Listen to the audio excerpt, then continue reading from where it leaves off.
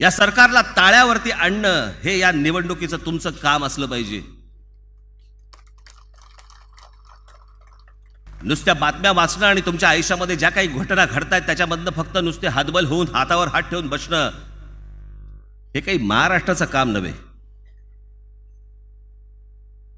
महाराष्ट्राची आजपर्यंतची परंपरा ही ज्वलंत परंपरा आहे। अरेला कारेने उत्तर देणारा हा महाराष्ट्र आहे आणि तो महाराष्ट्र आज हतबलतेने आज बसलाय का? तर एक कुठचंतरी सरकार चाललंय, दोघे जण काहीतरी सरकार चालवतायत आणि काय सरकार चालवतायत,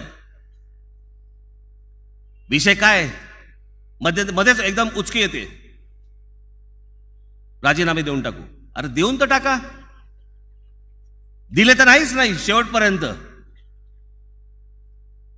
भली मोठी आरोळी ठोकली होती ती शिवतीर्थावरती, आता याच्या पुढे कोणाही समोर जाणार नाही।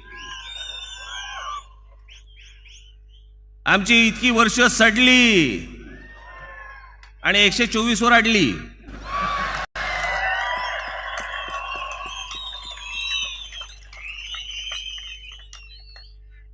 या लोकांच्या नादी लागू नका तुम्ही।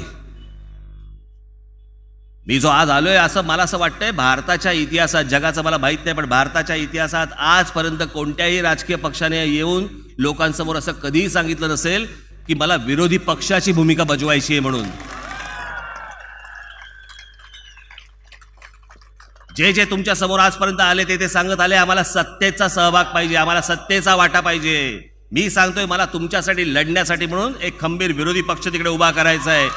ते आशीर्वाद तुम्ही द्यावेत या निवडणुकीला आणि 21 तारखेला रेल्वे इंजिन या निशाणीवरती तुम्ही बटन दाबून माझ्या सर्व शिलेदारांना आपण प्रचंड मताने विजयी करावं असं एक आव्हान आपण समोर करतो आणि आपण सर्वांची मी रजा घेतो। धन्यवाद। जय हिंद, जय महाराष्ट्र।